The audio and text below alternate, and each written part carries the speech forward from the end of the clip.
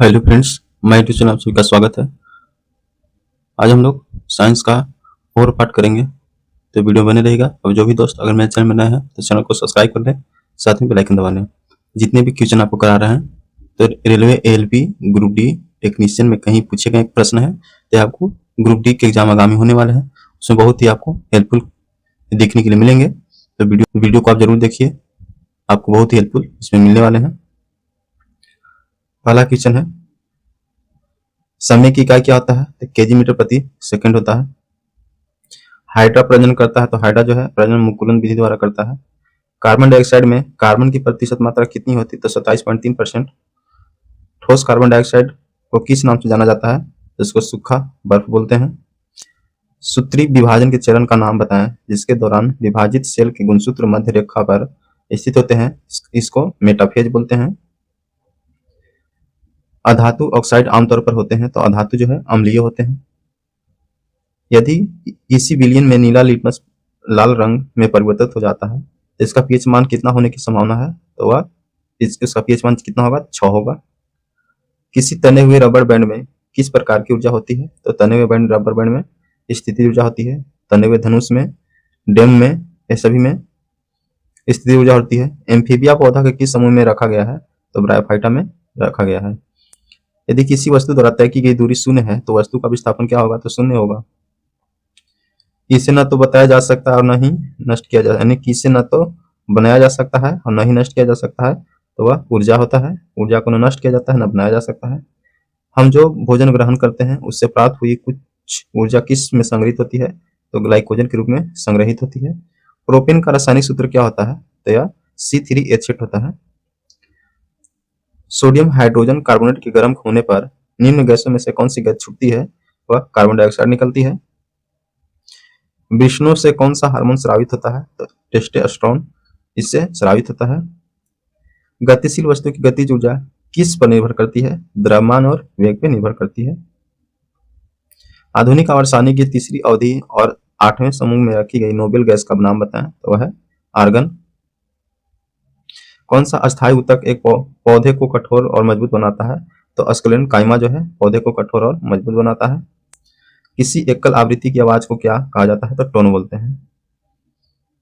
प्रजनन के लिए फूलों में आवश्यक अंग कौन सा होता है? तो पुंकेसर और स्टिकेसर के द्वारा फूलों में प्रजनन की क्रिया होती है। एक शुष्क सेल में ऊर्जा किस रूप में संग्रहित होती है? तो यह रासायनिक ऊर्जा के रूप में संग्रहित होती है। 1 वाट बराबर 1 जूल प्रति सेकंड होता है।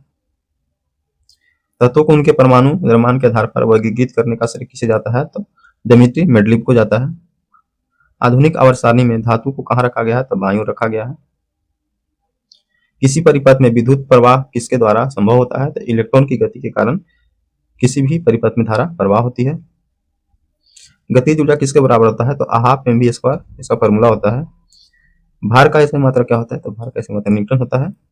उस विटामिन का नाम बताएं जिसकी कमी के कारण अत्यधिक खून बहने लगता है। तो विटामिन वह के है। चूने के पानी में कार्बन डाइऑक्साइड गैस प्रवाहित करने पर दुधिया हो जाता है, ऐसा किसके निर्माण के कारण होता है? तो कैल्शियम कार्बोनेट के निर्माण के कारण होता है। वायु का निरपेक्ष अपवर्तनांक सूचकांक कितना है? तो 1.003 होता है। धात्विक गुण बढ़ता है जब सोडियम से क्लोरीन तक जाता है, यानी धात्विक गुण किस में बढ़ता है? तो सोडियम से क्लोरीन तक तत्व जो है उसमें धात्विक गुण बढ़ता है। 1 नैनोमीटर में 10⁻⁹ मीटर होती है। वेग के परिवर्तन की दर को क्या कहा जाता है? तो त्वरण बोलते हैं। ध्वनि क्या है? तो यह यांत्रिक लहर है। यदि कोई वस्तु वृत्ताकार पथ में घुमाई जाती है तो उस पर किया गया कार्य क्या होगा? तो शून्य होगा। वृत्ताकार में घूमेगा तो उसका गति क्या होगा? कार्य जो क्या होगा? शून्य होगा। गतिशील जीवाणु कोशिका को क्या कहा जाता है? तो नर युग्मक बोलते हैं। पौधों में बोनापन निम्नलिखित में से किसके उपचार द्वारा नियंत्रित किया जाता है? जिब्रेलिनस अम्ल के द्वारा नियंत्रित किया जाता है। एल्युमिनियम ऑक्साइड प्रकृति में उभयधर्मी है। फास्फोरस की परमाणु की परमाणुता क्या होती है? त्रिपरमाणु की होती है। अंडा अंडाशय से कोख में किसके माध्यम से लाया जाता है? तो डिंडवाहिनी नलिका के माध्यम से लाया जाता है। वैकेंट में प्रचुर मात्रा में सफेद फाइबर पाए जाते हैं, तो शिराओं में सफेद फाइबर प्रचुर मात्रा में पाए जाते हैं। किसी गोलाकार दर्पण की परावर्तक सतह के व्यास को क्या कहा जाता है? तो छिद्र, उसको छेद बोलते हैं।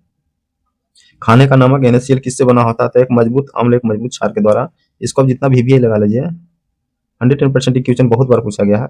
खाने वाला नमक जो होता है NaCl जो है इससे बना होता है मजबूत अम्ल और मजबूत क्षार के द्वारा बने होते हैं।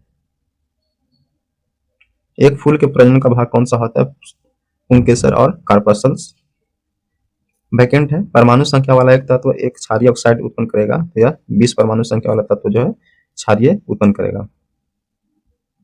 नाइट्रोजन के किस ऑक्साइड को लाफिंग गैस के रूप में कहते हैं? तो यह N2O को लाफिंग गैस के रूप में जानते हैं। मानव शरीर का pH स्तर होता है तो 7 से 7.8 के बीच pH मान होता है। विद्युत प्रवाह की अंतरराष्ट्रीय मानक इकाई क्या है? तो एम्पियर।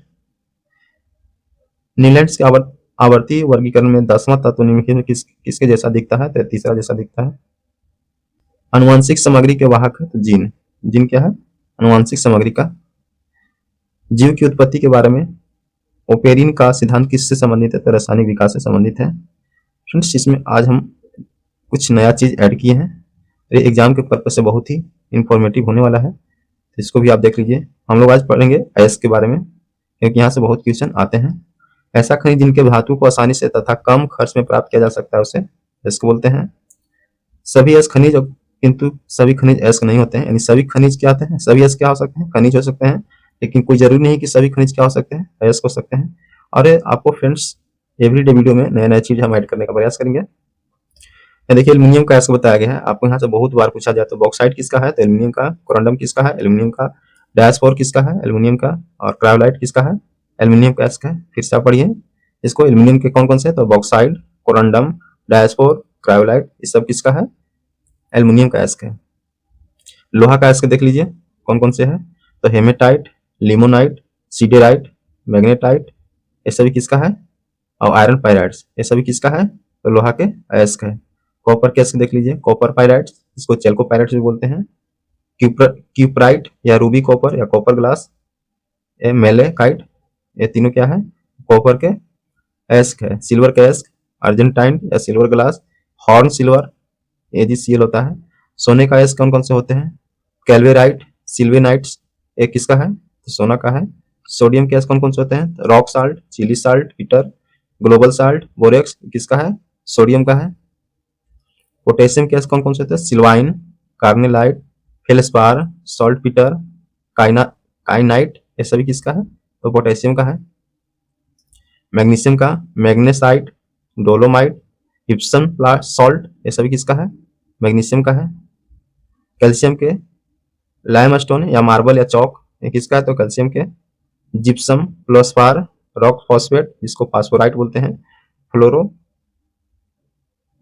फ्लोपाटाइट, ये किसका है? तो कैल्शियम का अयस्क है। फ्रेंड्स, उम्मीद करते हैं कि ये सेशन आपको बहुत इंफॉर्मेटिव लगा होगा। अगर वीडियो इंफॉर्मेटिव लगे तो ज़्यादा से ज़्यादा चैनल को सपोर्ट कीजिए, साथ में वीडियो को लाइक एंड शेयर जरूर कीजिए। क्योंकि चैनल को सब्सक्राइब करने में किसी प्रकार का आपको चार्ज नहीं लगते हैं, तो प्लीज़ आप चैनल को सब्सक्राइब जरूर कर दीजिए। ठीक है दोस्तों, मिलते हैं नेक्स्ट में। बहुत बहुत धन्यवाद।